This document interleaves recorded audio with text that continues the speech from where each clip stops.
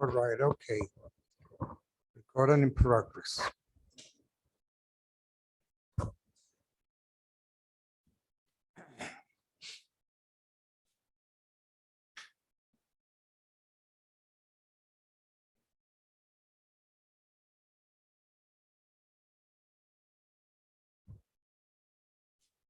Ahora sí podemos, ¿ya? Ya podemos arrancar. Ah, bueno, gracias. Bueno, buenas noches.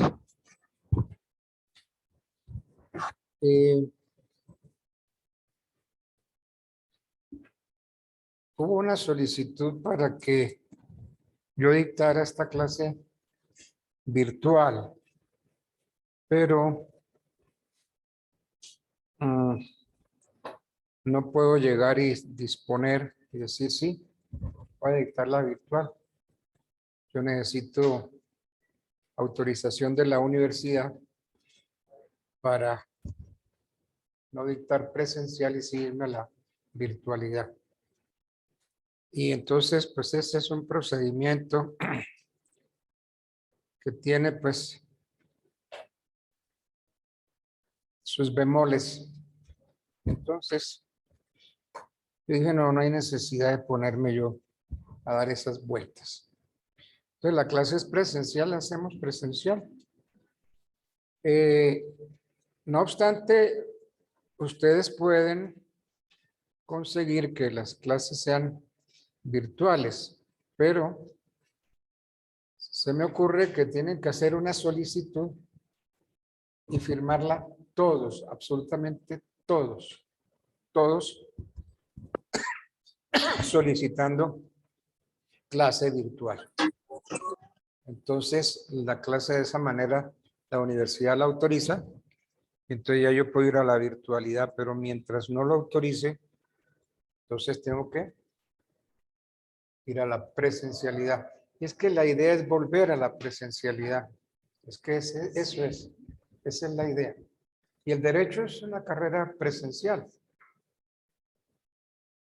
Bueno, vamos a ver el contrato de compraventa. En materia de libros,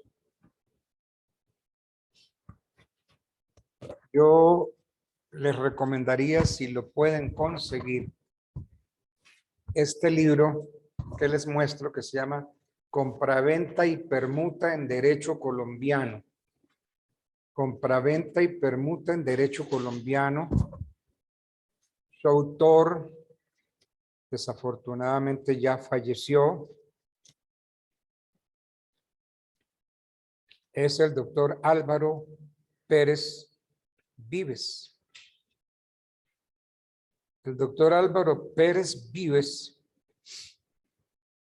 nació en Barranquilla el 1 de noviembre de 1914 y murió en Bogotá el 7 de septiembre de 1985.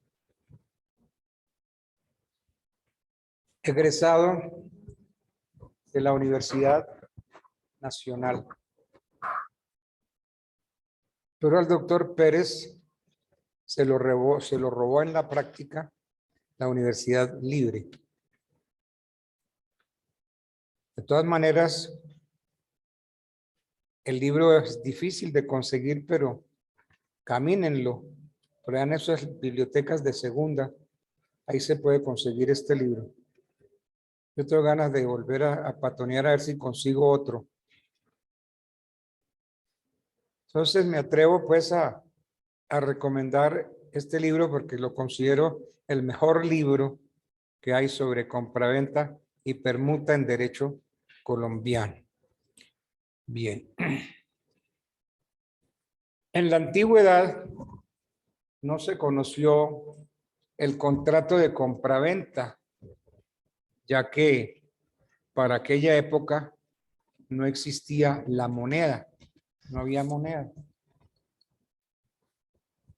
Y entonces, por no existir la moneda, las personas satisfacían sus necesidades intercambiando entre ellas sus productos.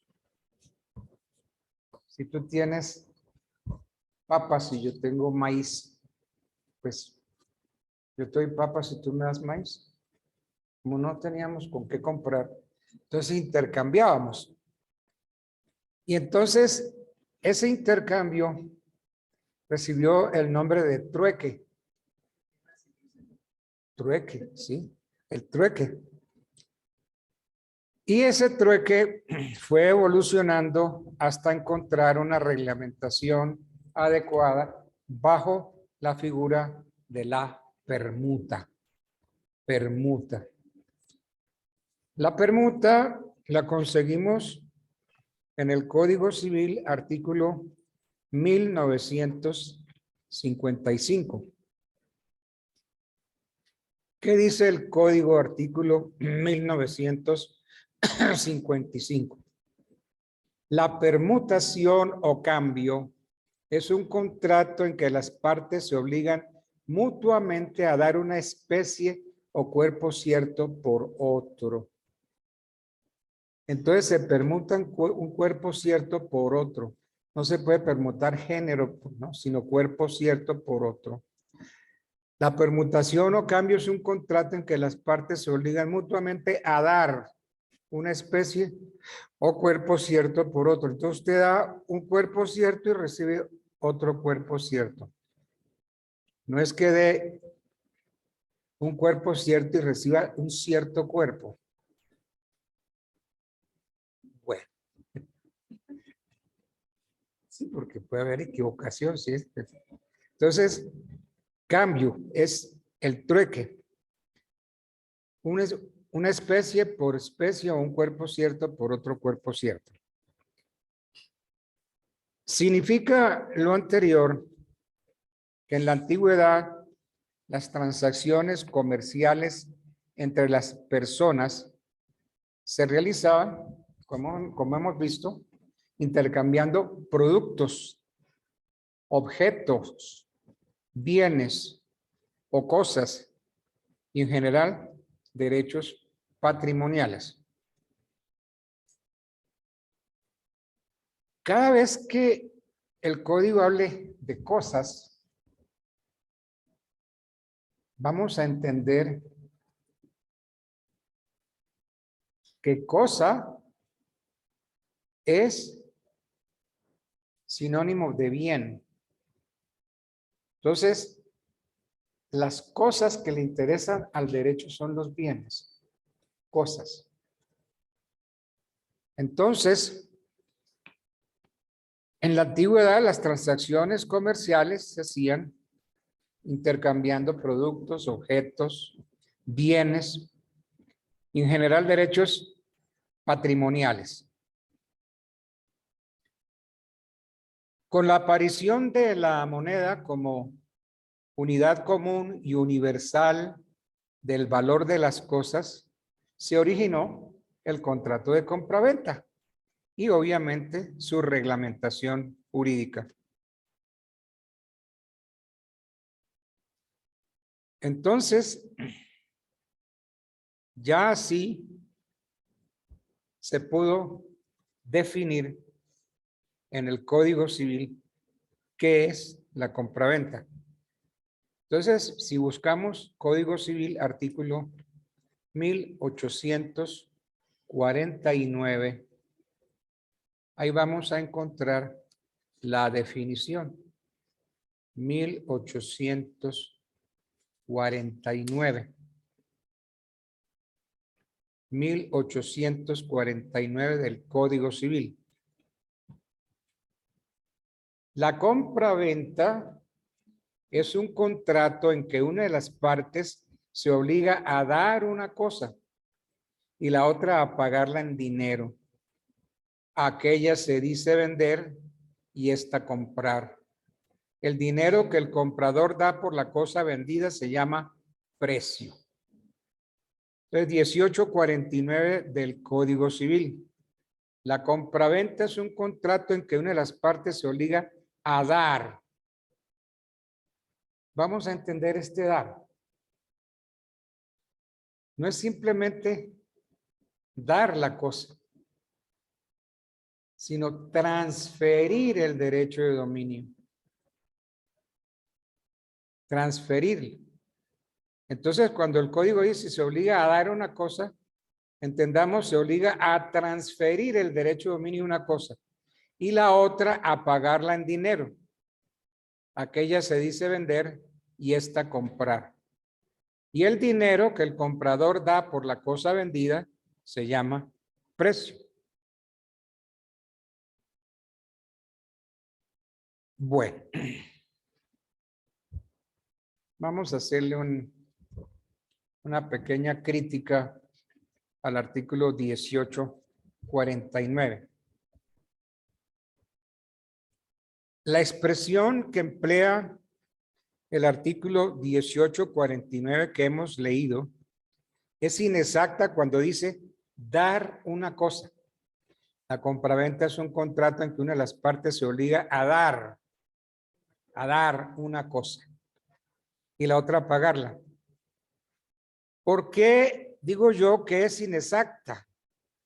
Porque está restringiendo los derechos que son susceptibles de compraventa. Y entonces, al referirse únicamente a dar una cosa, se está dejando por fuera del comercio, por fuera del contrato de compraventa, los derechos de crédito, los derechos inmateriales, los derechos herenciales.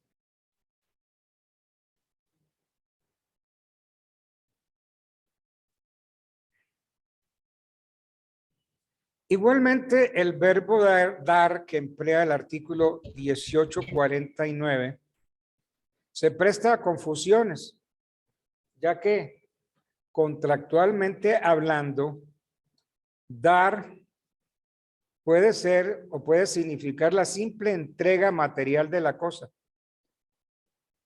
Pero no es la simple entrega, porque cuando usted compra y le entregan, pues no, usted no quiere que le entreguen. Usted lo que quiere es que le transfieran el derecho de dominio.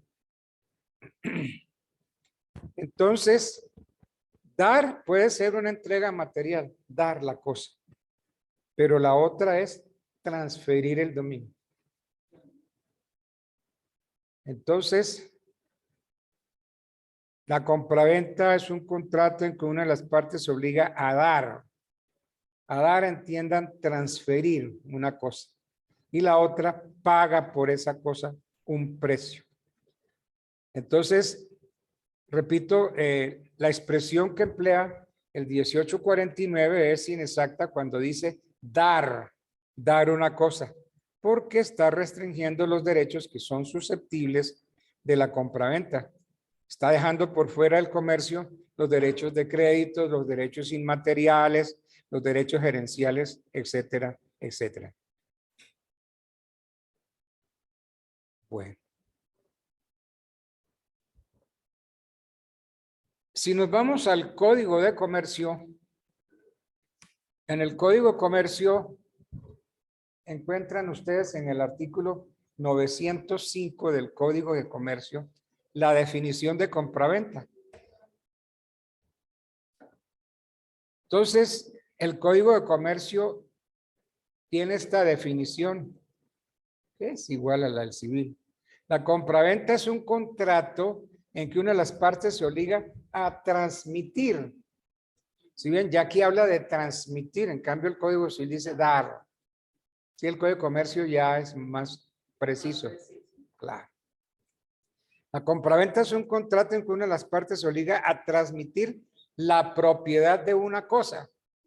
Entendamos, la propiedad de un bien. Porque las cosas que le interesa al derecho son los bienes. Los bienes. Entonces, esa observación se la hacemos al Código de Comercio. La compraventa es un contrato en que una de las partes se obliga a transmitir la propiedad de una cosa, a transmitir la propiedad de un bien, y la otra a pagarla en dinero. Y dice lo mismo que el civil. El dinero que el comprador da por la cosa vendida se llama precio. Ahora, En la permuta o en la compraventa. En la compraventa el precio se puede dar parte en dinero y parte en otra cosa. Yo le voy a comprar algo y yo le doy a usted dinero y algo más. Mire, véndame su apartamento. Entonces yo le doy, ¿cuánto vale su apartamento? Que vale 600 millones. Entonces, mire, yo le puedo dar 600, le puedo dar 400 millones en efectivo y 200 millones en un carro. Entonces, cuando el precio consista parte en dinero y parte en otra cosa, vamos a entender permuta si la cosa vale más que el dinero. Entonces, en el ejemplo que yo di, ¿cuál fue el ejemplo? 400 en dinero y 200 en un carro. Entonces, ¿qué vale más? ¿El dinero o el carro? El dinero. Entonces, si el precio consiste parte en dinero y parte en otra cosa, se entenderá permuta.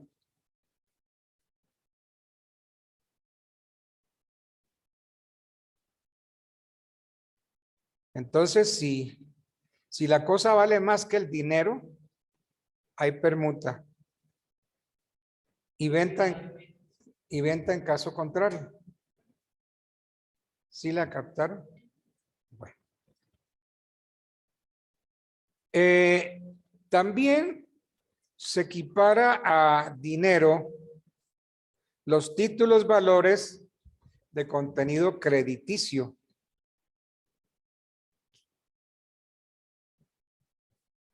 ¿Sí? Porque es que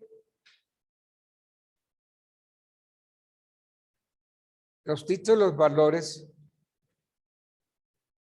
porque son representativos de dinero. Por eso es que los aceptamos. Bueno, ¿qué características tiene el contrato de compraventa?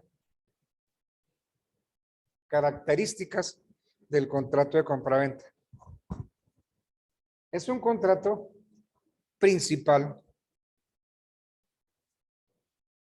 Contrato principal porque subsiste por sí mismo sin necesidad de otro contrato. Entonces es principal porque existe sin necesidad de otro. Es oneroso porque reporta utilidad para ambos contratantes.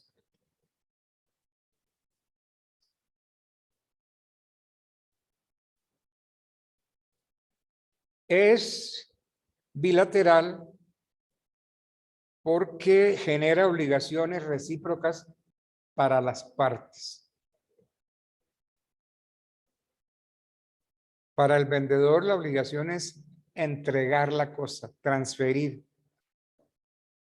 Y además debe sanear lo vendido. Debe sanear cualquier defecto que tenga la cosa. Esa es su obligación.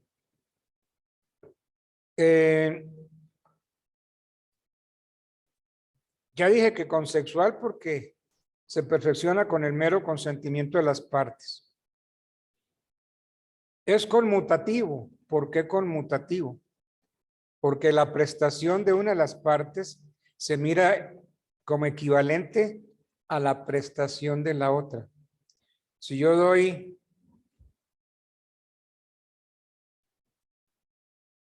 $1,000 millones de pesos por un inmueble, es porque el inmueble vale $1,000 millones de pesos. porque yo no voy a dar 1.000 millones de pesos y me entregan un rancho de lata. Entonces, ahí no sería conmutativo el contrato. Entonces, conmutativo porque la prestación de una de las partes se mira como equivalente a lo que da la otra. De ejecución instantánea. ¿Qué es eso de ejecución instantánea? Es decir, cumplimiento inmediato.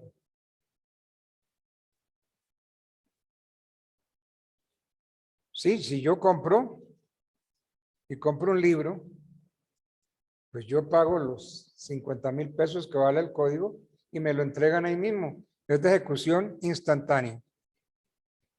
El contrato es excepcionalmente aleatorio. Excepcionalmente aleatorio. ¿Cuándo puede ser aleatorio el contrato? Cuando el objeto del contrato se refiere a derechos o cosas futuras.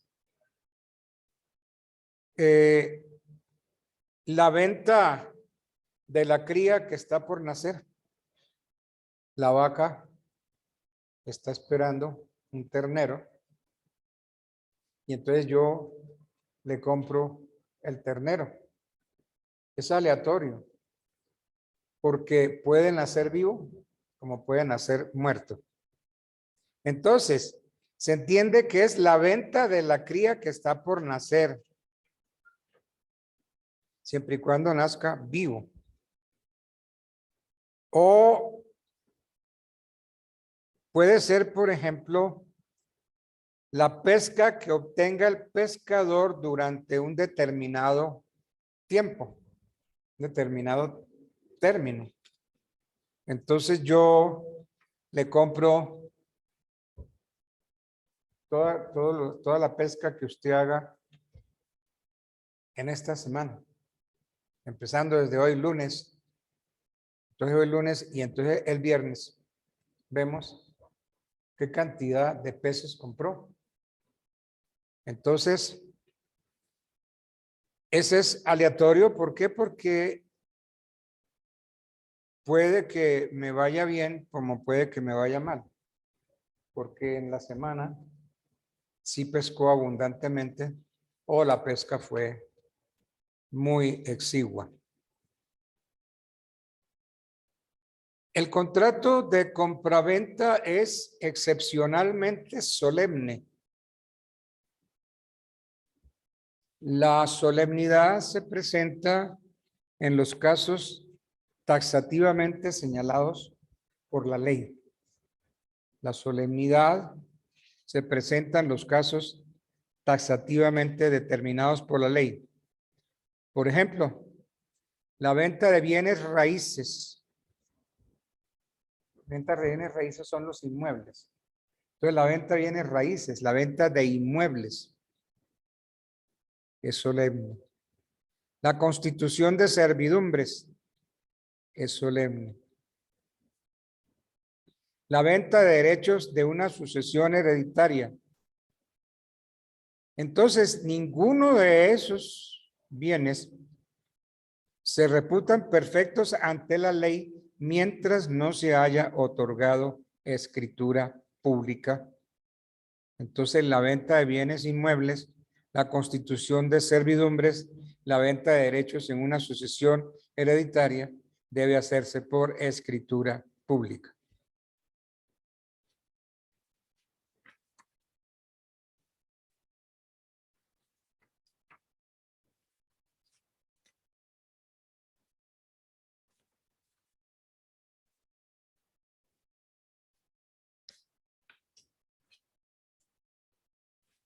Hay un contrato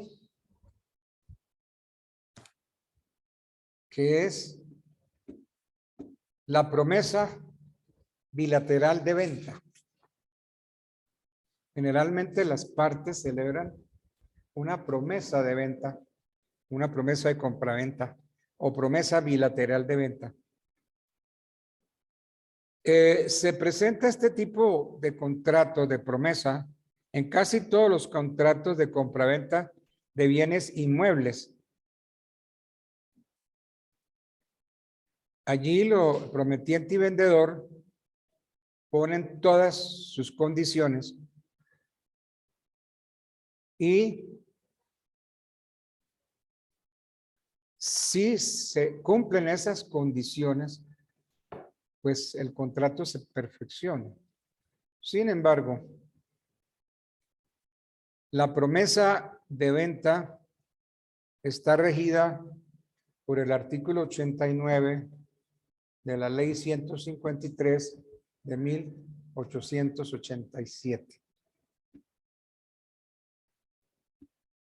Entonces, dígame, artículo 89, ley 153 de 1887.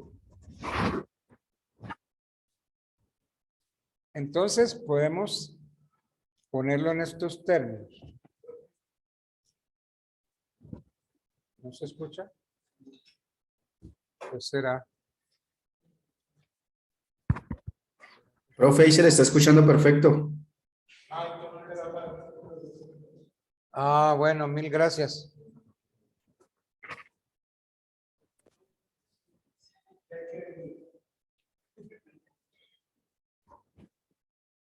Entonces, de acuerdo con el artículo 89 de la ley 153 del 87, podemos decir que la promesa de celebrar un contrato no produce obligación alguna, salvo, excepto si concurren las siguientes circunstancias. Entonces, ¿qué norma rige la promesa de contrato? El artículo 89 de la ley 153 de 1887. Entonces, para que la promesa tenga valor, produzca efectos, se necesita, primero, que la promesa conste por escrito. Que la promesa conste por escrito. A ver, no necesariamente el escrito tiene que ser escritura pública, ¿no? Puede ser un escrito privado, un escrito privado. Lo importante es que la promesa conste por escrito. Primer requisito, que conste por escrito. Segundo requisito, que el contrato a que la promesa se refiere,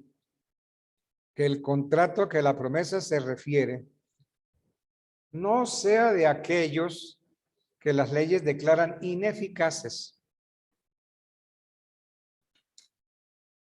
Que el contrato a que la promesa se refiere no sea de aquellos que las leyes declaran ineficaces por no concurrir los requisitos del 1502.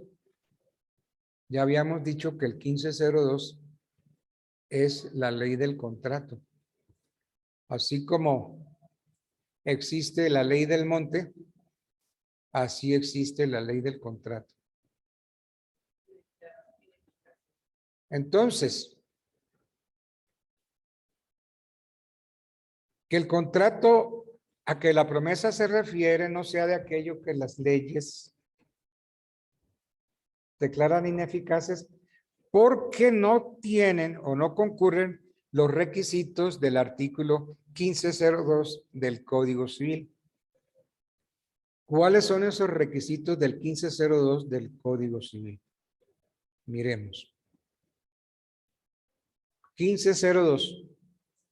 Para que una persona se obligue a otra por un acto o declaración de voluntad, es necesario, primero, que sea legalmente capaz. Que sea legalmente capaz. O sea, los que tienen 18 años para arriba. Porque si tiene menos de 18 años, es un menor.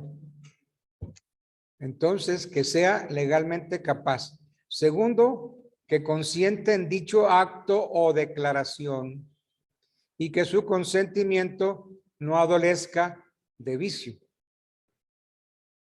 ¿Cuáles son los vicios del consentimiento?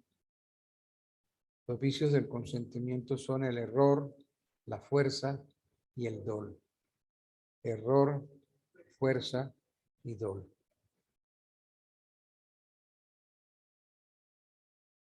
Entonces, primero, que sea legalmente capaz. Segundo, que consienta en dicho acto o declaración y que su consentimiento no adolezca de vicio. Es decir, que no haya error, ni fuerza, ni dolo.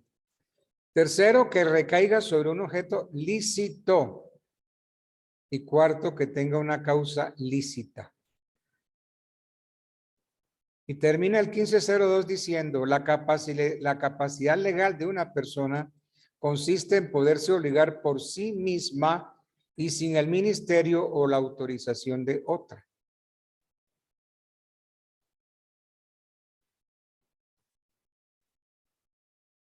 Hablando de capacidad, la capacidad constituye una presunción. Presunción. Toda persona es legalmente capaz, excepto aquellas que la ley declara incapaces. Entonces, usted no tiene por qué probar la capacidad, porque la capacidad es una presunción. Usted lo que tiene que probar es la incapacidad. ¿Ok? Usted no prueba la capacidad. Usted no necesita probar la capacidad. Si yo creo que usted no es capaz, entonces a mí me corresponde aportar la prueba de que usted no es capaz, porque a usted la está amparando la presunción de capacidad. Toda persona se presume legalmente capaz, excepto aquellas que la ley declara incapaces. Ahora, hay unos que son absolutamente incapaces. Los dementes, los impúberes, los sordomudos que no pueden darse a entender por escrito. Sus actos no producen ni aún obligaciones naturales y no admiten caución.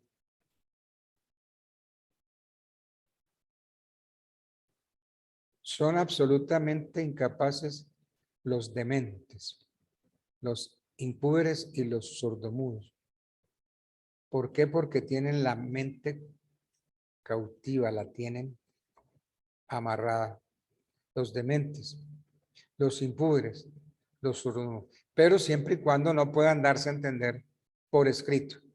Los actos de estas personas, los dementes, los impúberes y los sordomudos, no producen ni obligaciones naturales, ni siquiera obligaciones naturales.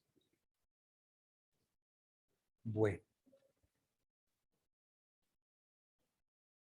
Entonces, ya dijimos que conste por escrito que el contrato a que la promesa se refiere no sea de aquellos que las leyes declaran ineficaces por no concurrir los requisitos del 1502. Tercer requisito, que la promesa contenga un plazo o condición que fije la época en que ha de celebrarse el contrato.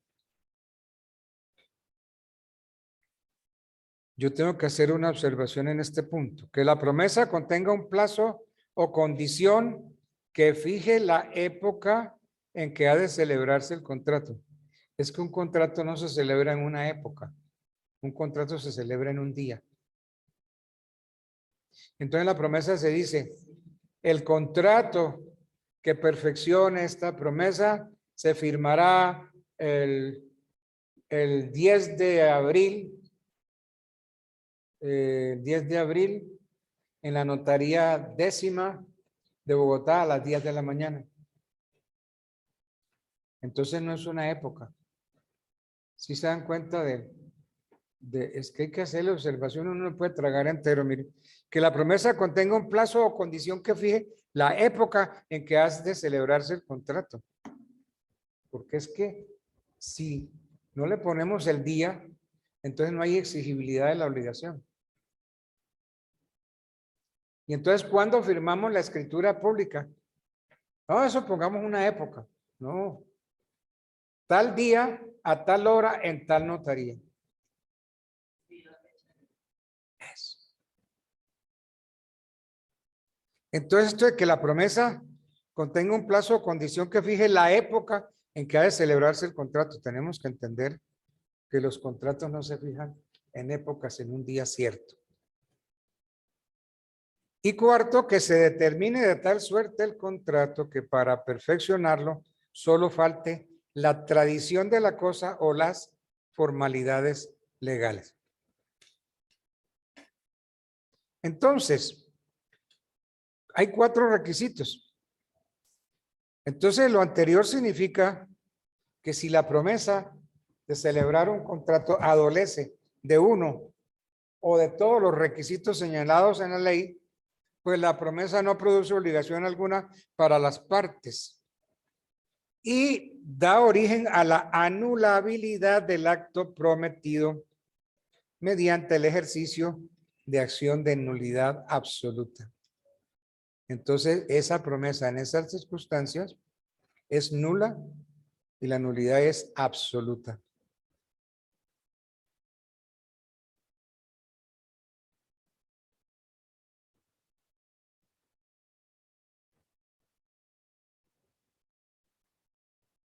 Ah, pero es que esta promesa se hizo delante de testigos. No. Si la promesa no se hizo constar por escrito, no produce obligación alguna. Y los prometientes no pueden preconstituir la prueba. No pueden tratar de probar con testimonio porque debe constar por escrito.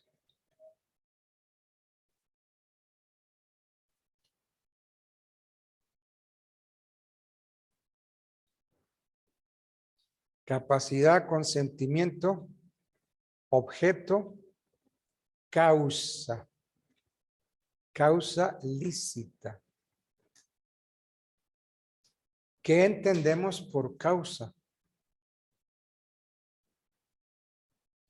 Nuestro código define o identifica la causa con los móviles. Es que enreda una cosa con otra. El código dice, entiéndase por causa el móvil que induce a las partes a contratar. El móvil determinante del contrato, lo que induce a las partes a contratar. Entiéndese por causa. Los móviles. Entonces, no podemos hablar de la causa del contrato. Podemos hablar de los móviles del vendedor y los móviles del comprador. Bueno, ¿y usted por qué quiere vender esta casa que está aquí, cerquita de la universidad? Ah, yo la quiero vender porque es que tomé la determinación de irme a vivir a Europa. Entonces ese es el móvil. Lo que le indujo a usted a vender es que usted quiere vender para irse a vivir a París o a Londres. El móvil determinante del acto o contrato. Causa. Entonces, causa lo confunde con los móviles. Entiéndese por causa el móvil determinante del acto o contrato. Y no es el móvil determinante del acto o contrato, porque es que el contrato no tiene causa. Porque ¿cuál es la causa del contrato? Los móviles. ¿Y cuáles son los móviles? Los móviles del comprador y los móviles del vendedor. ¿Sí estamos entendiendo eso? Entonces, oiga, ¿y usted por qué quiere comprar esa casa?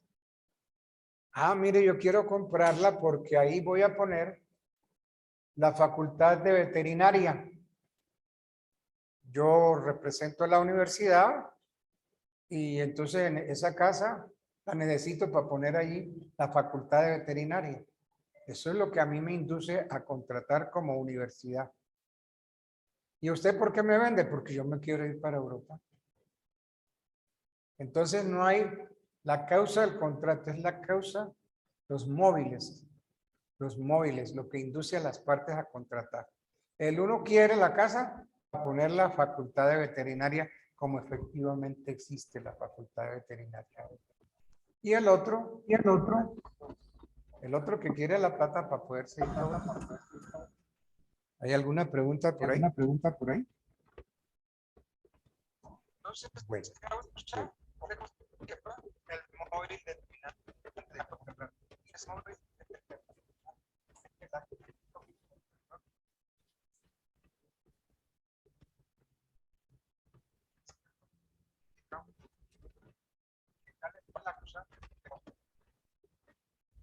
Entonces, ¿cuáles son los efectos que produce la falta de requisitos de la promesa de compraventa?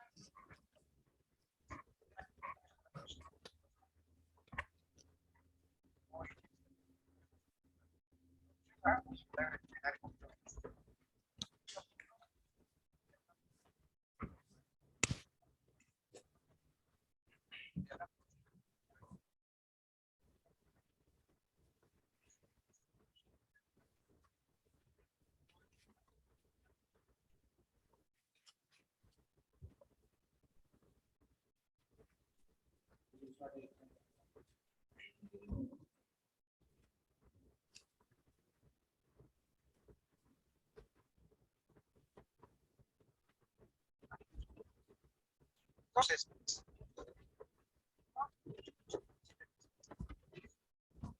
¿cuáles son los efectos que produce la falta de requisitos de la promesa de compraventa?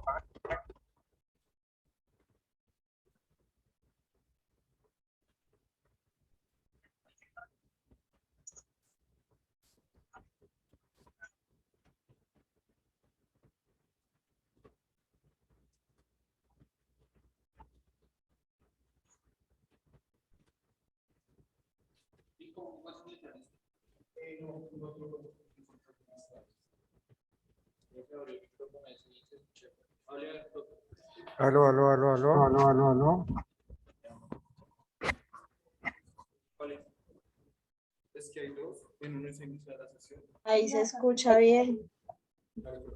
Aló. La definición de la compraventa. Aló. Se escucha bien, doctor. Se escucha bien. Profe, ahí se escucha bien. Que tiene eco. Tienes que apagar el audio de Eco.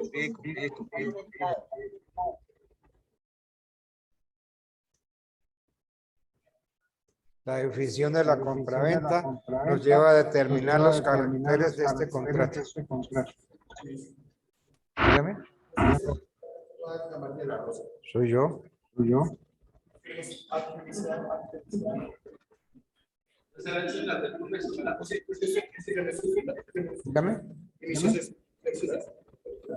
No, yo no. Con mi celular no.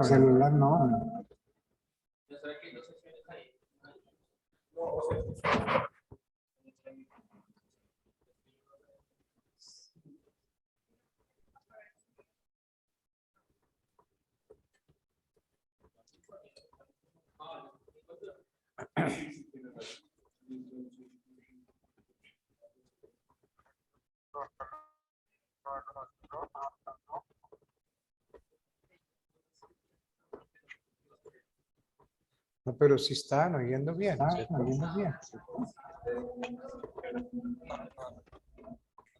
Se escucha bien, pero es que tiene eco.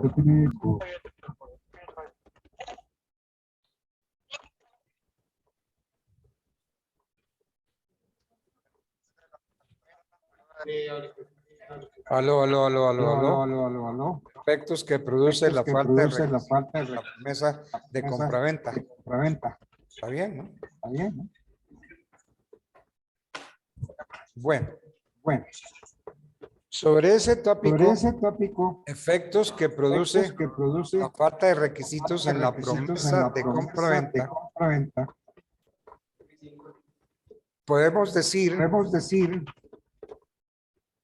que la promesa de compraventa, cuando la promesa de compraventa no reúne los requisitos a que se refiere el artículo 89 de la ley 153 de 1887, tenemos que decir claramente que esa promesa adolece de nulidad absoluta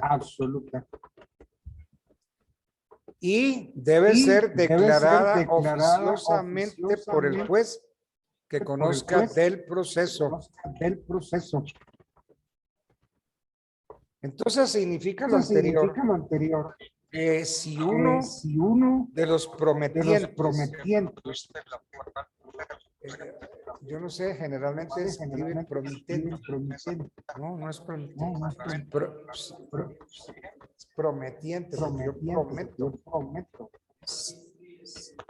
Significa lo anterior que si uno de los prometientes intenta una acción resolutoria o de cumplimiento o fundamento en una promesa que no reúne los requisitos que ya aludimos, el juez debe abstenerse de decretar la resolución o el cumplimiento.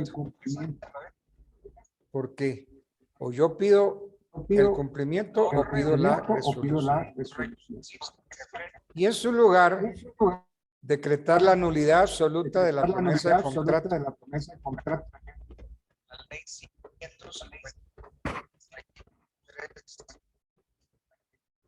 de 1885. Bueno.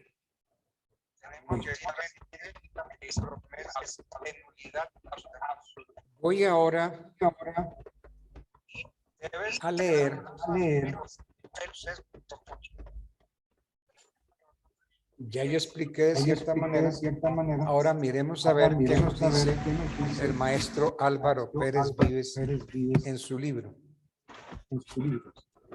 La definición de la compraventa nos lleva a determinar los caracteres de este contrato, que en derecho colombiano es generador de obligaciones. A cargo del vendedor dar una cosa, y como consecuencia de esta obligación de dar la cosa es la de entregar, o sea, dar una cosa, la de entregar surge la de saneamiento. Entonces el vendedor da una cosa, la entrega, pero debe sanear lo que vende. Y a cargo del comprador, pagar el precio.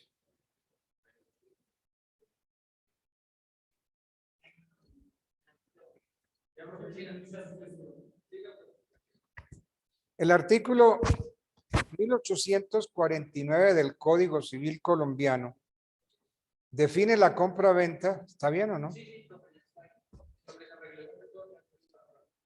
Define la compraventa como un contrato en que una de las partes se obliga a dar una cosa y la otra a pagarla en dinero. El dinero que el comprador da por la cosa se llama precio. El concepto de compraventa en nuestro derecho concuerda con la noción que los romanos tenían de este contrato, y aunque parezca extraño con la definición que trae el artículo 1582 del Código Civil francés, comillas, una convención por la que uno se obliga a entregar una cosa y otro a pagarla. La generalidad de los autores considera que bastaría al vendedor para cumplir su obligación asegurar al comprador el disfrute pacífico de la cosa vendida sin estar obligado a transmitir su propiedad. Empero, tanto en derecho francés como en derecho colombiano, las cosas son un poquito diferentes. Más en derecho francés, en el cual han sostenido los tratadistas que la definición del artículo 1582 del Código francés no responde a la realidad de las cosas ni al verdadero carácter del contrato en estudio. La transmisión de la propiedad de la cosa vendida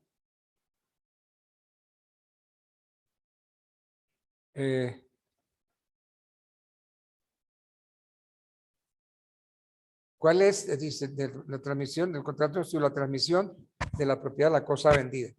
En derecho francés, a diferencia de lo que sucede entre nosotros, el contrato puede transferir la propiedad de la cosa vendida. En derecho colombiano se necesita un modo para que se verifique la transmisión de la propiedad, la tradición. El contrato solo genera obligaciones. ¿Qué pasó? Que es que Andrés Bello, cuando sacó el Código Civil chileno,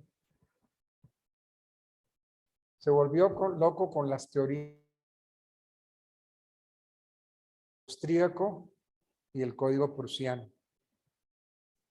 Y entonces nos metió las tesis del título y el modo.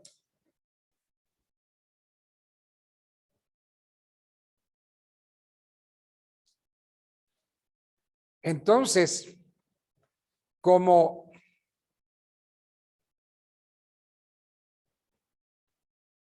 se necesita de un modo para verificar la transmisión de la propiedad, ese modo es la tradición.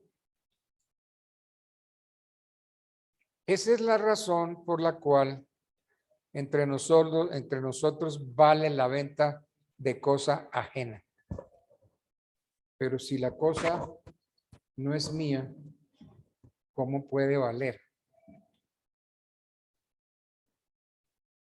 Si yo vendo, yo tengo que hacer tradición. Pero entonces, yo vendo lo que no es mío, ¿cierto? Pero si para el momento de hacer la tradición, la cosa es mía, yo puedo hacerla. A ver qué dice Pérez Vives.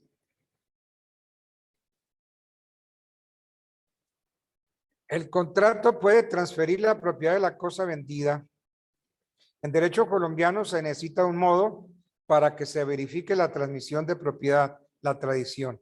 El contrato solo genera obligaciones. Por esta razón en Colombia vale la venta de cosa ajena. Dice el 1871 del Código Civil. 1871.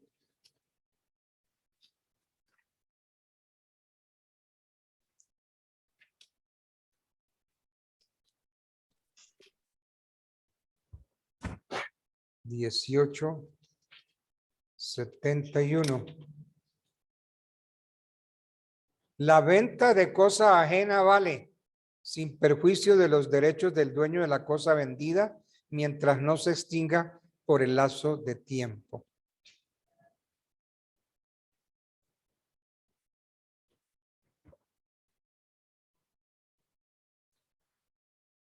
Entonces, ¿cómo vale la venta de cosa ajena? Como el simple contrato no transmite la propiedad, puede una persona vender la cosa de otro y adquirirla antes de verificar la tradición. ¿Sí? Yo puedo vender una cosa que no es mía, pero entonces la adquiero antes de que se haga la tradición, o sea, antes de que se lleve al registro. Si el vendedor no es verdadero dueño de la cosa, no obstante lo cual la entrega, no ha podido transferir por la tradición otros derechos que los que dicho vendedor tenía sobre la cosa. Es decir, no transmite la propiedad, sino la posesión o la tenencia de ella.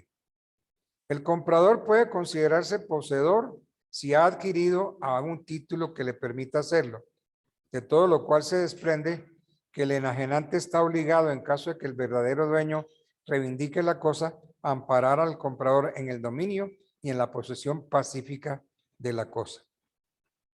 Si el vendedor no hace entrega de la cosa, tiene el comprador acción para obligarlo a entregar. Esa acción para obligarlo a entregar. ¿En dónde está entre nosotros? Miremos artículo 378 del Código General del Proceso.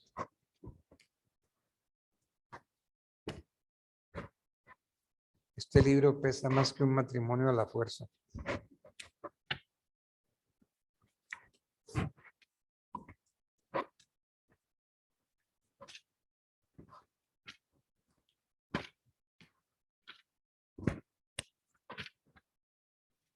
Trescientos setenta y cinco. 378. Entonces, la entrega de la cosa. Artículo 378. Entrega de la cosa por el tradente al adquirente. El adquirente de un bien cuya tradición se haya efectuado por inscripción del título en el registro podrá demandar a su tradente para que le haga entrega material correspondiente. O sea que yo compré y si no me entregan, entonces el 378 me dice, el adquirente de un bien cuya tradición se haya efectuado por inscripción del título en el registro, porque llevé la escritura al registro, podrá demandar a su tradente para que le haga la entrega material correspondiente. También podrá formular dicha demanda quien haya adquirido en la misma forma un derecho de usufructo, uso, habitación y el comprador en el caso del inciso primero del artículo 922 del Código Comercio. Entonces, la acción para entrega está en el artículo 378 del Código General del Proceso.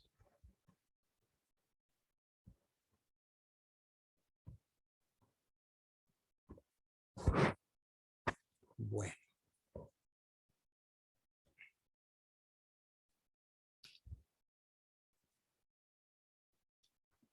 Continúa Pérez Vives diciendo, lo dicho significa que es esencial a la compraventa la intención de transferir la propiedad por parte del vendedor y la de adquirirla por parte del comprador. Igual cosa sucedía en derecho romano, pero los juristas de la Gran Roma no consideraban necesaria la efectividad de esa intención. Bastaba que el comprador recibiera o se hiciera a la cosa en forma que de ella pudiera disfrutar sin transmisión expresa de propiedad. En cambio, nosotros consideramos, respetando otras opiniones más autoridades que sostienen lo contrario, que en Colombia es necesaria la efectividad de la intención de transferir el dominio, no para la existencia del contrato, sino, y es muy diferente, para el que va al cumplimiento de las obligaciones del vendedor. Para que el contrato exista, basta que haya la intención de transferir y de adquirir el dominio, en lo que ella se refiere y precisa su concurrencia para la formación del contrato. Pero para que el vendedor cumpla su obligación principal, es indispensable que dé la cosa vendida, es decir, que transfiera la cosa vendida. Él contrajo una obligación de dar y debe cumplirla. Para hacerlo tiene que hacer tradición de la cosa. Si no me ha cumplido, si no me ha dado, ¿a qué proceso da origen una obligación de dar o una obligación de hacer? Proceso ejecutivo. Proceso ejecutivo por una obligación de dar o una obligación de hacer. Bueno. Si las obligaciones del vendedor son dos en una, hacer tradición y entregar, es claro que el cumplimiento de solo una de ellas no permite decir que dicho vendedor haya dado estricto cumplimiento al contrato. Significa lo dicho que en caso de que el tradente no sea verdadero dueño de la cosa, puede el comprador, por el simple conocimiento que llegue a tener de esa falta de dominio en el vendedor, demandar a este para que se declare resuelto el contrato por incumplimiento. Esa es la pregunta.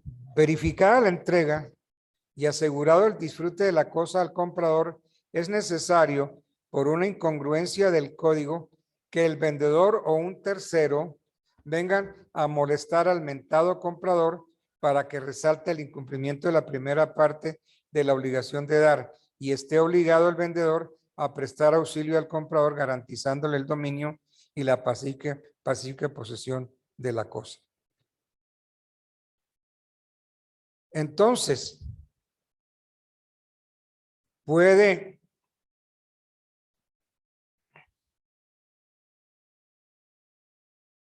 la pregunta, ¿significa lo dicho que en caso de que el tradente no sea verdadero dueño de la cosa, puede el comprador, por el simple conocimiento que llegue a tener de esa falta de dominio en el vendedor, puede demandar a este para declarar resuelto el contrato por incumplimiento?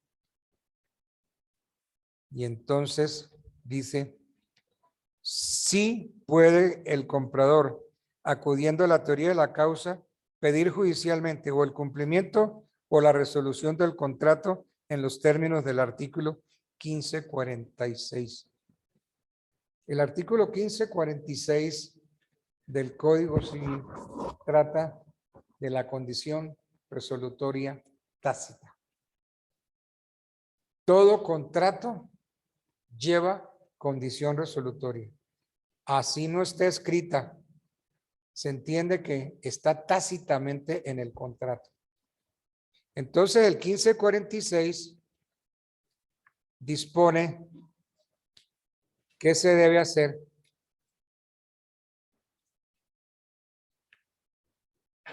pedir la resolución o el cumplimiento del contrato. Vamos a ver.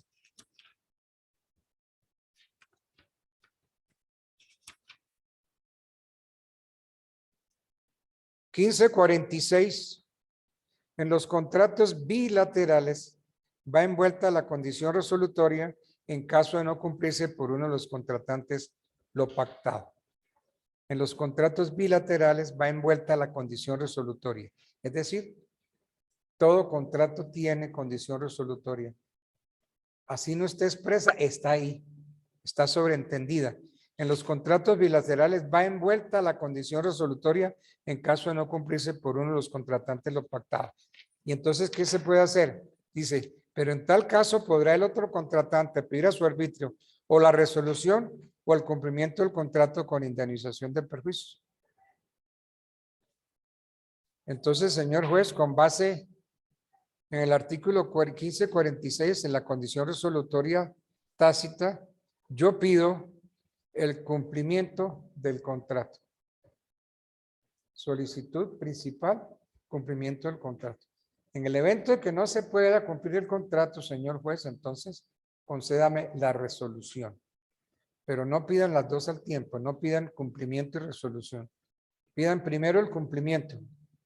Y si no se puede cumplir, entonces, señor juez, resuélvame el contrato. Pues pide la resolución. Claro, usted pide una de las dos. No las dos al tiempo. Sí, dime.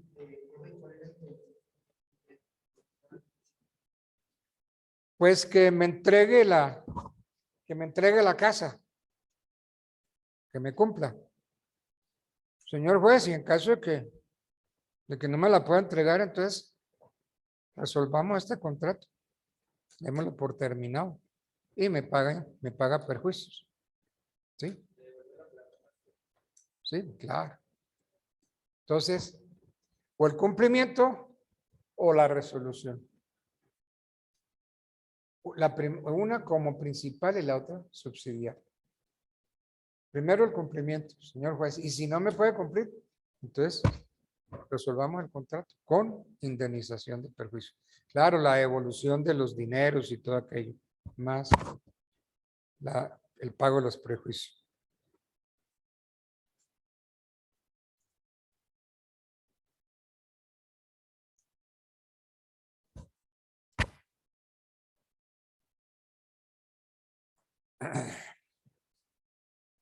La compra-venta es un contrato en que una de las partes se obliga a dar una cosa y la otra a pagarla en dinero. Así la define el artículo 1849 del Código Civil. La tradición es un modo de adquirir el dominio de las cosas y consiste en la entrega que el dueño hace de ellas a otro, habiendo por una parte la facultad e intención de transferir el dominio y por la otra la capacidad y la intención de adquirirlo. Así lo define el 740 del Código Civil. ¿Qué dice el 740 del Código Civil?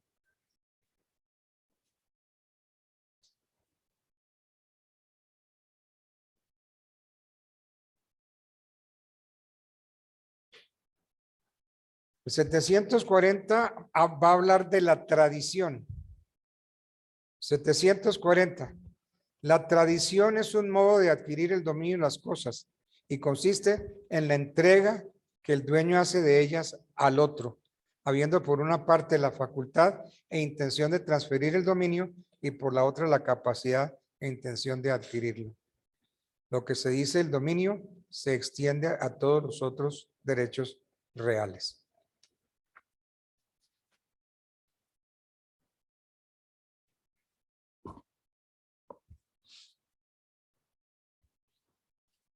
Como yo no accedía a dictar la clase virtual, entonces no vinieron. No vinieron. Entonces, considero que los que sí cumplen, que los que sí vienen, que los que sí observan las normas, yo debo tenerlos en cuenta.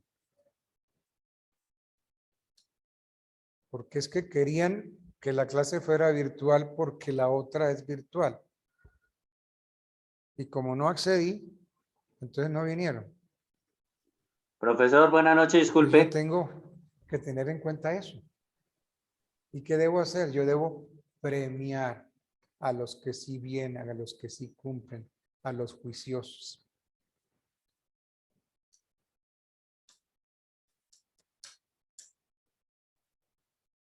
¿De qué manera puedo yo premiarlos a ustedes por ser respetuosos de la clase? Porque ustedes han podido decir también, como el profesor no quiso quitar la clase, Profesor. porque ¿para qué voy a la otra si el profesor no la va a dictar? Entonces, ¿para qué voy yo personalmente para después irme a la casa? Profesor, buenas Recibir noches. la clase virtual.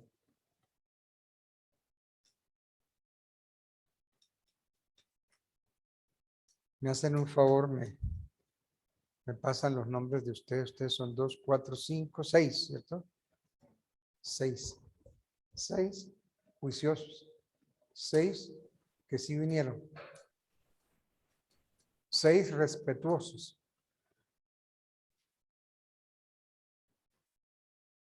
Profesor, buenas noches. Entonces, Profe, es que la virtualidad no ¿qué cuenta. va a pasar?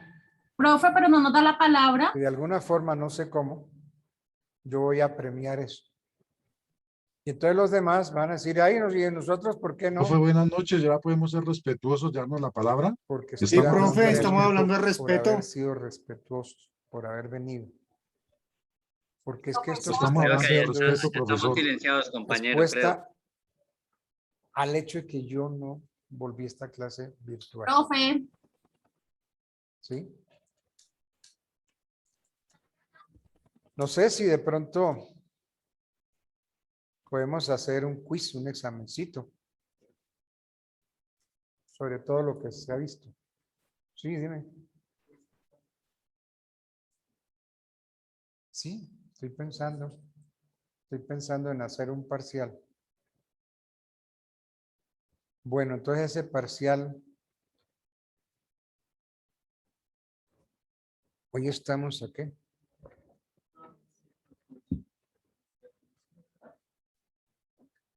Hoy es miércoles. miércoles, jueves, viernes. ¿El otro lunes en qué cae?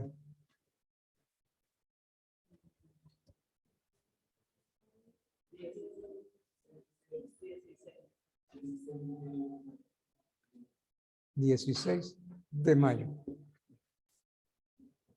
Entonces, el lunes 16 de mayo vamos a hacer un quiz. Vamos a hacer un examencito. Entonces, no los estoy cogiendo sorpresa. Les digo hoy que hoy es miércoles. Hoy es miércoles.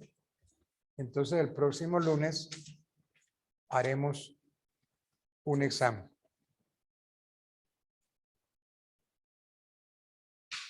Tú podrías encargarte de, se supone que como la clase es presencial, pues esta determinación, esto de hacerle examen el lunes, no tiene por qué sorprenderlos.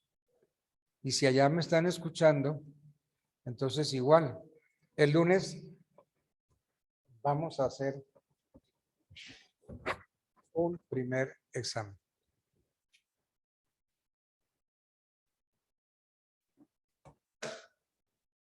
Ve lo que hemos visto hasta la fecha.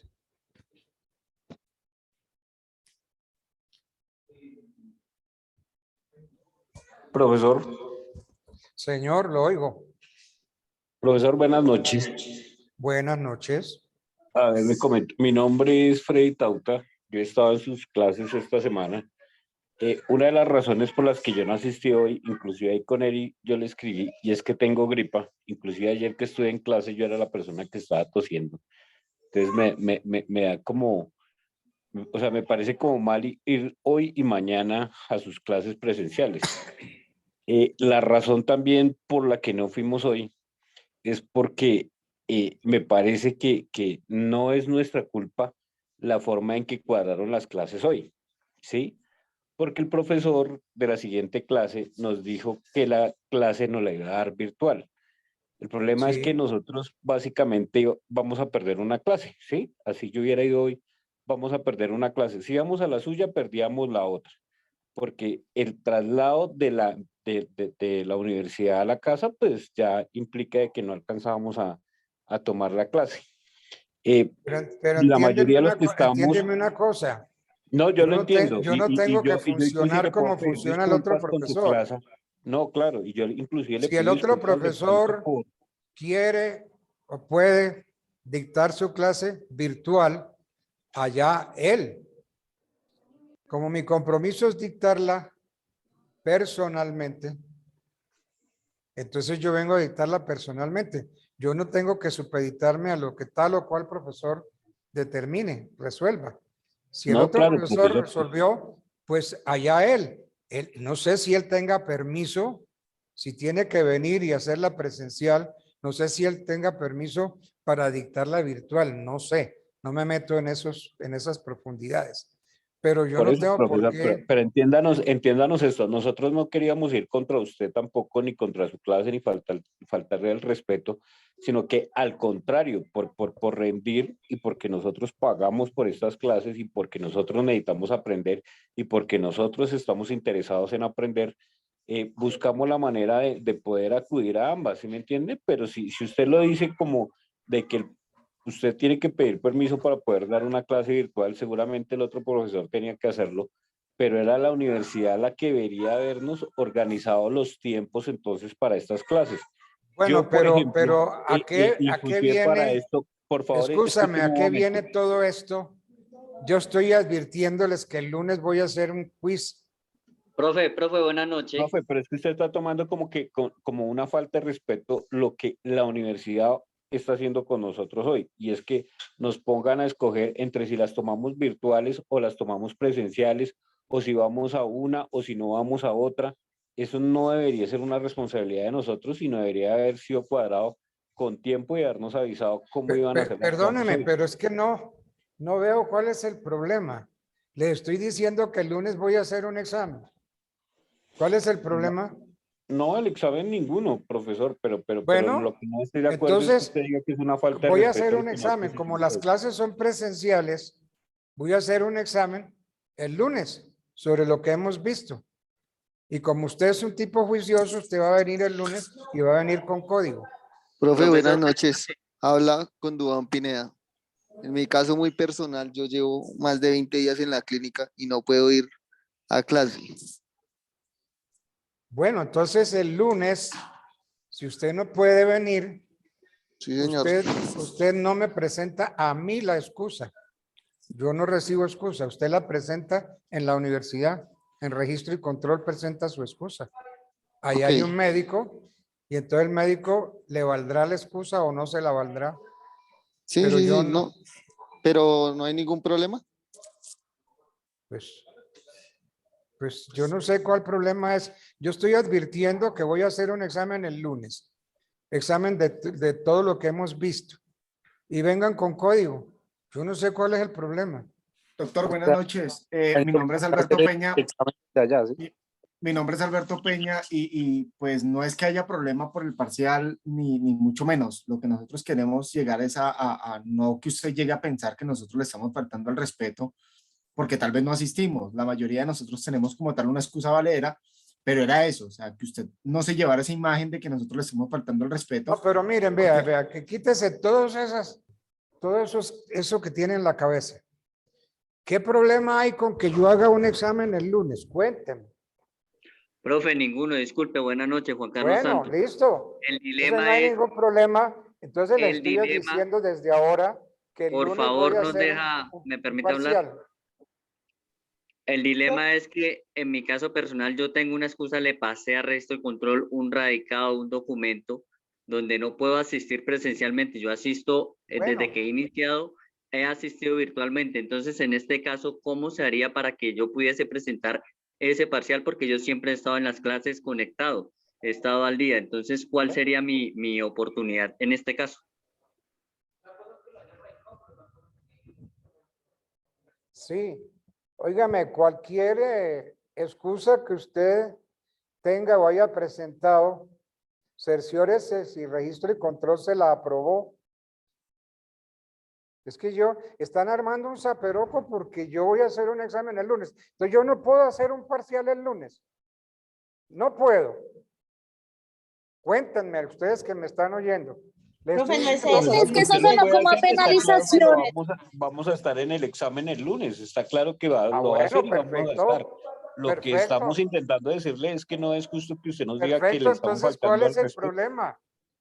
Le estoy diciendo para no cogerlos en frío, para no cogerlos con los calzones abajo, que voy a preguntar, el lunes voy a hacer un examen, el primer examen que voy a hacer de todo lo que hemos visto y lo único que les pido es que traigan el Código Civil, nada más.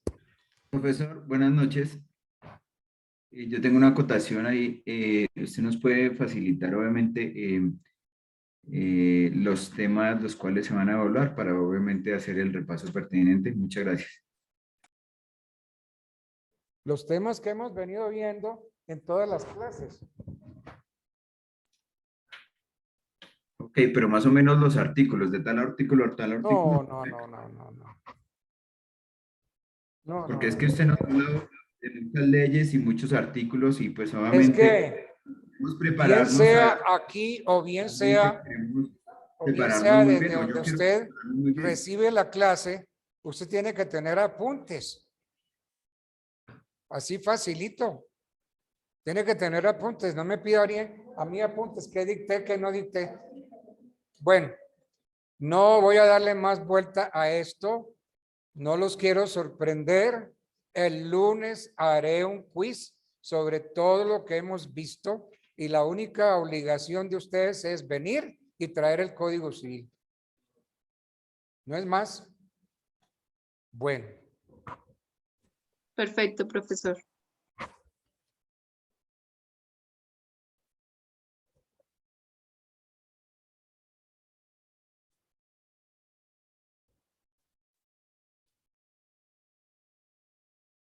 Bueno.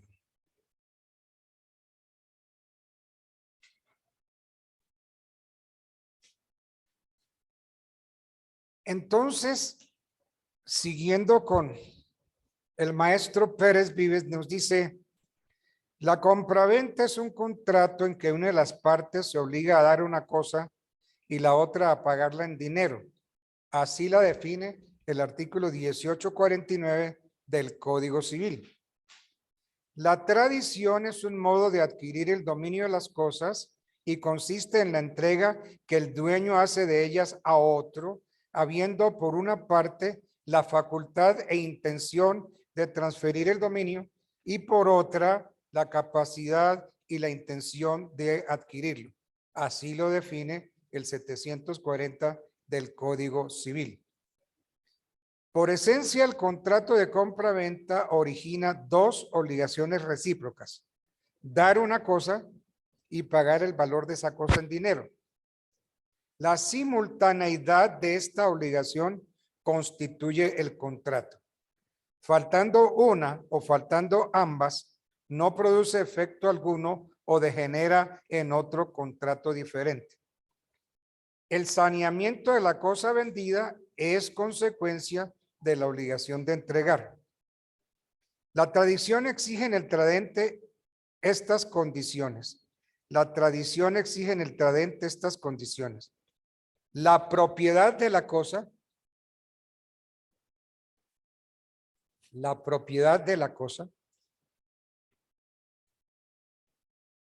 la facultad de transmitir el dominio, la intención de enajenar.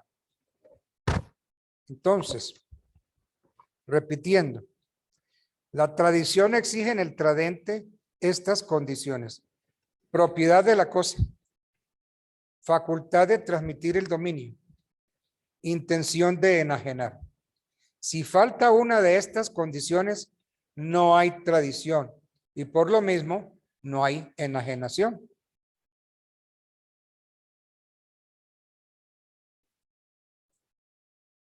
Entonces, de todo lo dicho, dice Pérez Vives, podemos definir la compraventa así. Es un contrato por el cual una persona, el vendedor, se obliga a transmitir a otra, el comprador, la propiedad de una cosa y éste a pagarla en dinero.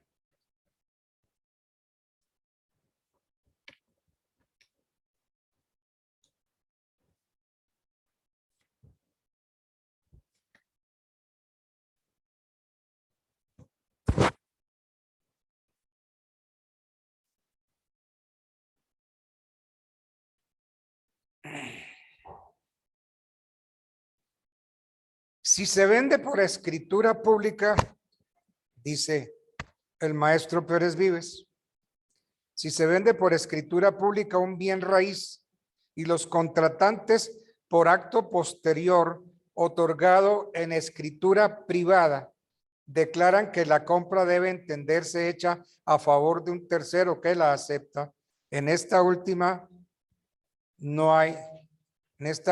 venta hay nulidad absoluta. Es decir, se vende por escritura pública y luego los contratantes por otra escritura desmienten lo que hicieron en la primera. Si se vende por escritura pública un bien raíz y los contratantes por acto posterior otorgado en escritura privada declaran que la compra debe entenderse hecha a favor de un tercero, ¿qué valor tiene eso? Entonces, miremos qué dice el artículo 1760 del Código. Profesor, qué pena, no entendí ese pedazo. Sí.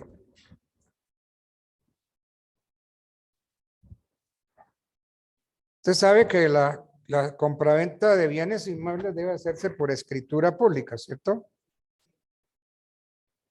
Sí, Eso señor. lo tiene claro, ¿cierto? Sí, señor. Bueno, entonces si se vende por escritura pública un inmueble, un bien raíz, y los contratantes por acto posterior otorgado en escritura privada declaran que la compra debe entenderse hecha no a favor de sutano, sino a favor de otro. Entonces, ¿qué valor tiene eso?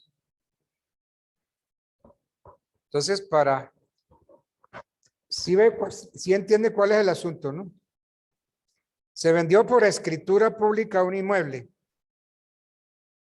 Escritura pública. Y luego los contratantes hacen una escritura privada y desmienten, desbaratan todo lo que hicieron en la escritura pública. Entonces, ¿qué valor tiene eso? Entonces, esa respuesta nos la da el 1760.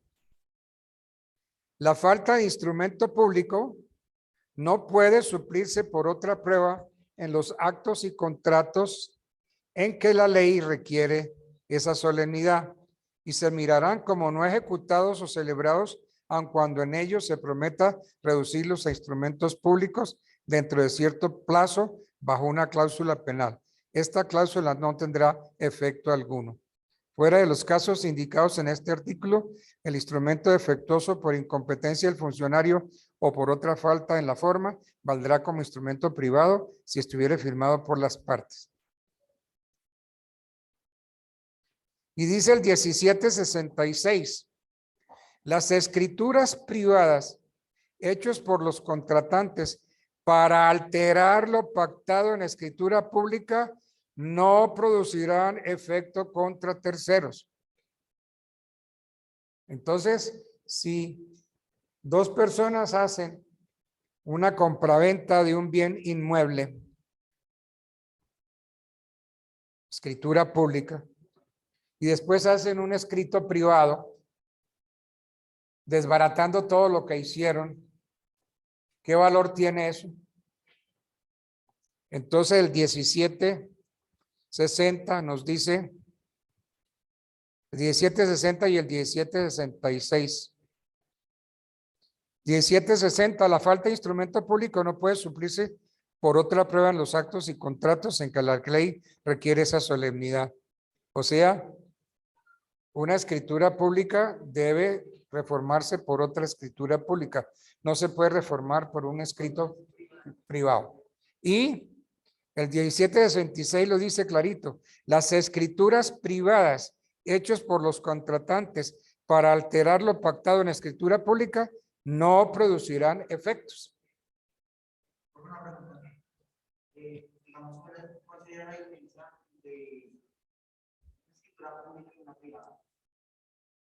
Pues la escritura pública es la que se hace ante un notario y lo otro es un escrito privado que usted y yo podemos hacer.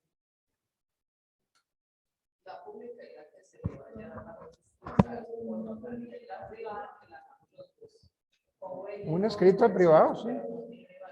Eso.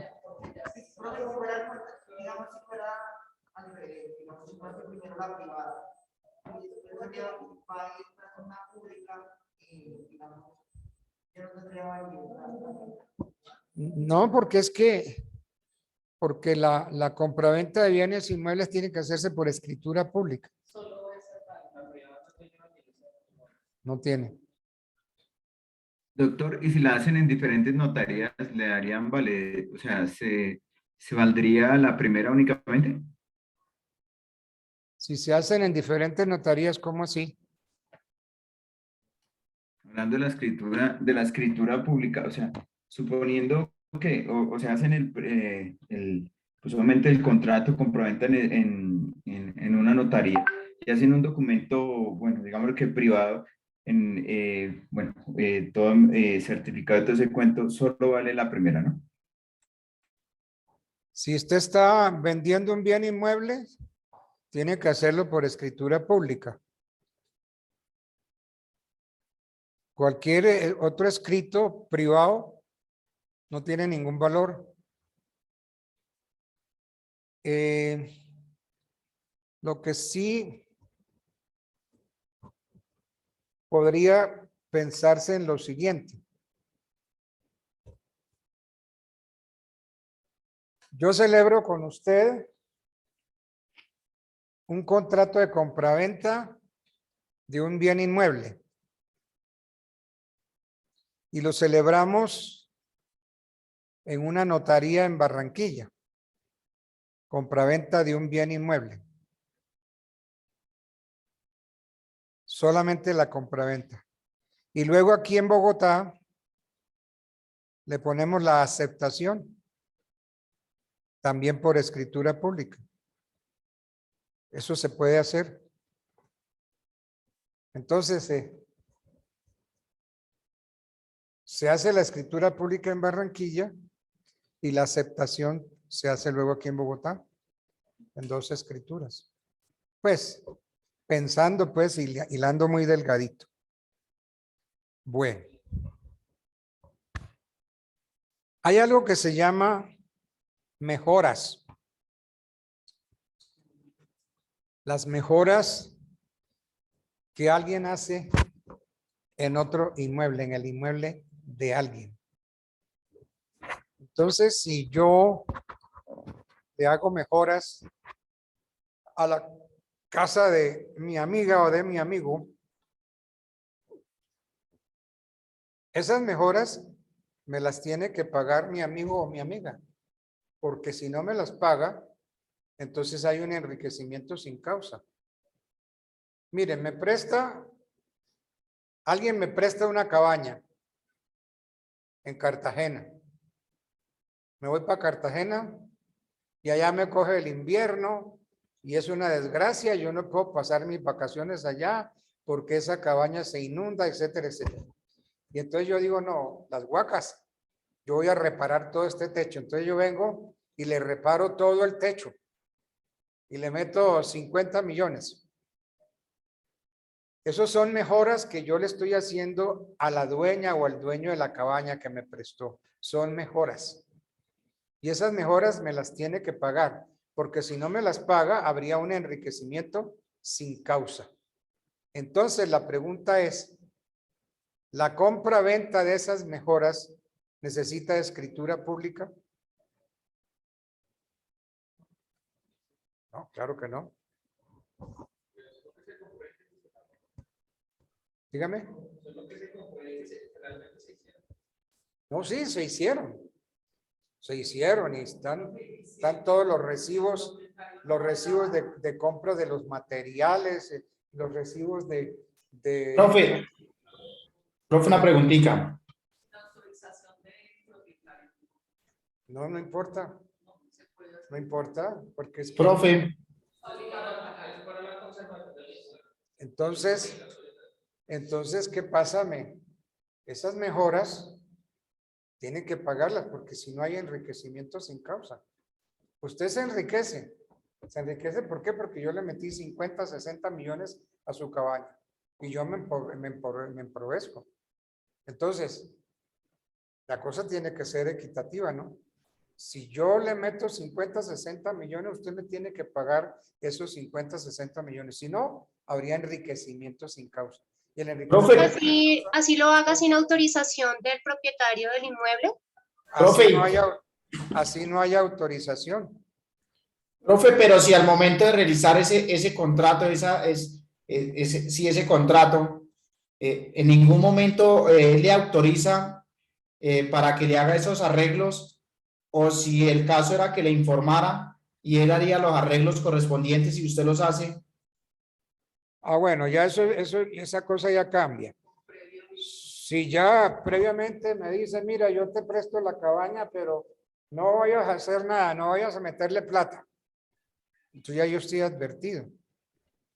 Entonces, pero si nada dice,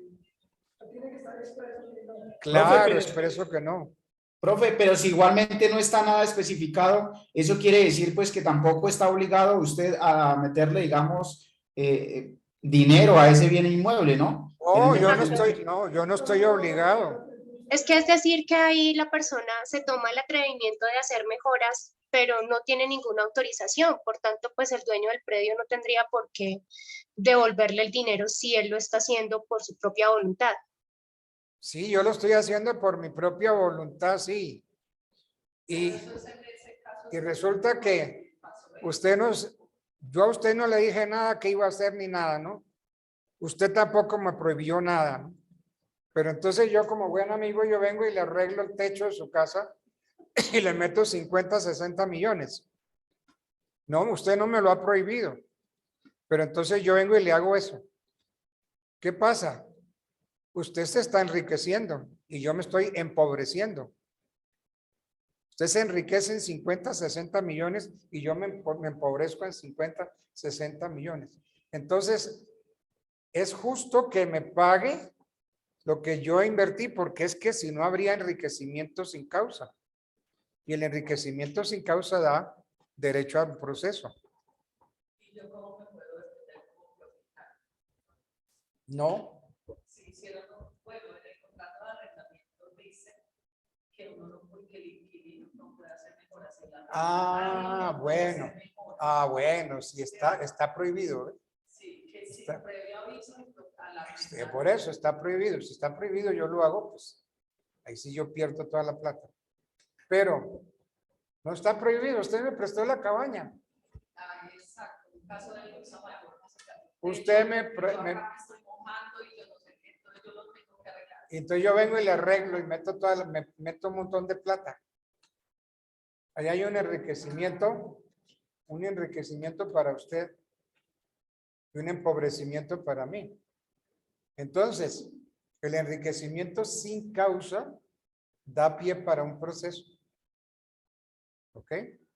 Bueno, entonces, lo que comúnmente se llama compra de mejoras necesita escritura pública. Esa es la pregunta. Entonces, la respuesta es no. Ese acto jurídico de la compraventa de mejoras no requiere de escritura pública, porque no se trata de una compraventa de inmuebles. Si de eso se tratara, la escritura pública sería indispensable. Entonces, usted como dueña de la cabaña, ¿cómo se hace dueña de todas las mejoras que yo le hice? ¿En razón de qué? ¿Sí ven el asunto, cierto? Yo vengo y le meto a la cabañita suya 50, 60 millones de pesos. ¿Ok? Entonces usted se enriquece y yo me empobrezco. Pero usted me va a pagar las mejoras. ¿Necesitamos hacer escritura pública para el pago de las mejoras? No. No necesitamos porque no se trata de ninguna compraventa de nada. Entonces la pregunta es, como la cabaña es suya y las mejoras se hicieron en su cabaña, ¿en razón de qué y por qué y cómo se hace usted dueña de las mejoras? ¿Sí? ¿Sí entienden el asunto, cierto? Por un fenómeno que se llama accesión. Accesión. La accesión está por acá en el 713. Artículo 713 del Código Civil. La accesión es un modo de adquirir por el cual el del dueño de una cosa pasa a hacerlo de lo que ella produce o de lo que se le junta a ella. ¿Sí ve? Entonces usted se hace dueña de las mejoras por accesión, de lo que se le junta a ella. De modo que usted por el fenómeno de la accesión no necesita hacer nada. Usted por ser dueña de la cabaña se hace dueña de las mejoras por accesión. Modo de adquirir por el cual el dueño de una cosa pasa a hacerlo de lo que ella produce o de lo que se le junta a ella. Bueno. Ok. Ya faltan 10 para las 8. Podemos dar por terminada la clase de hoy. Y entonces mañana será otro día.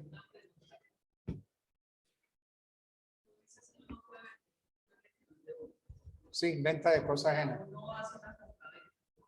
Sí. Yo puedo hacer la compraventa de ese apartamento mañana, ¿sí? Sí. Pues, voy a hacer pero no está. Entonces, yo puedo hacer la compraventa con el cliente, pero Sí. cuando vayan a realizar la escritura, obvio, él sí tiene que firmar. No. Porque tú dices que uno puede vender sin ser el propietario, o sea, no entendí eso. Pero si usted tiene la tradición, no, o sea, es el Mira. caso que te estoy poniendo. Tú me estás vendiendo un inmueble que no es tuyo. Exacto. Eso es venta de cosa ajena. La venta tiene dos momentos.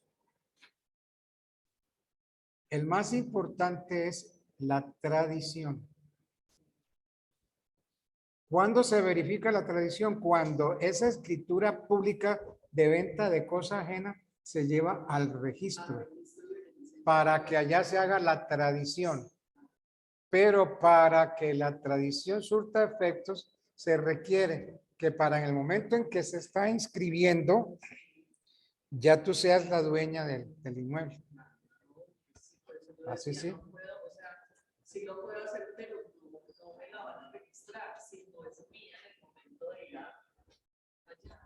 No te la registran. Lo que pasa es que no hace ningún efecto la tradición porque no. Sí. Si tú no eres dueña, tú no puedes transferir derechos que no tienes. Nemo plus transferred quid ipsa habet. Nadie puede transferir derechos que no tiene. Si tú no tienes ningún derecho, no puedes transferirlo. Pero por eso es que la venta de cosa ajena vale. Vale como contrato. Y vale siempre y cuando que para el momento en que se registre, el vendedor sea dueño de la cosa. Para que se pueda traditar, para que sea efectiva la tradición.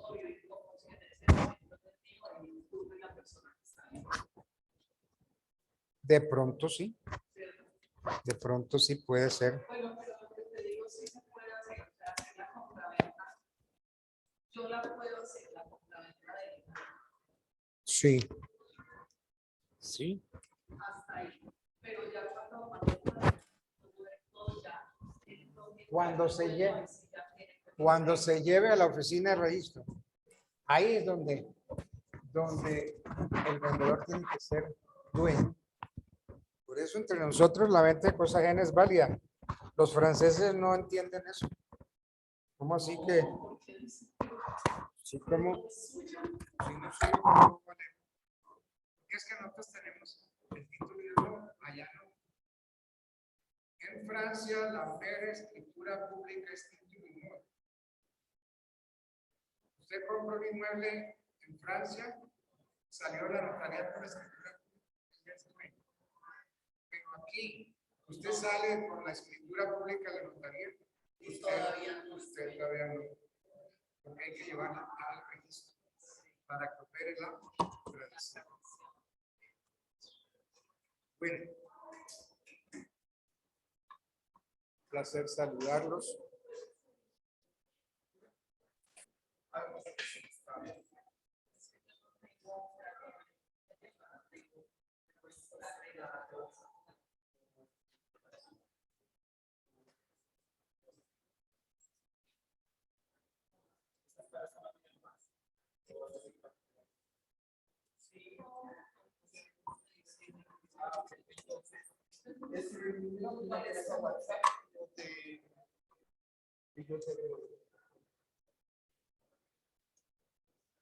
¿Cuál es el número? 301 410